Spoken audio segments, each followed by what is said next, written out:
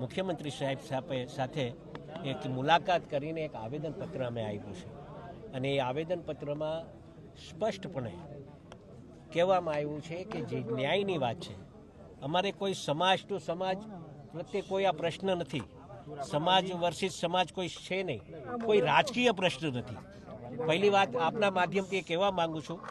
કે લોકો જે વાત કરતા હોય આપના માધ્યમથી હું આટલું સ્પષ્ટ કહી દઈશ કે કોઈ રાજકીય આ પ્રશ્ન છે નહીં, કોઈના પર દાવ લેવા જેવી વાત છે નહીં. નવનીતભાઈને ન્યાય મળે અને સાચી દિશામાં ક્યાંક એવું લાગે છે નવનીતભાઈને કે ભાઈ આ સાચી દિશામાં તપાસ નથી થઈ રહ્યો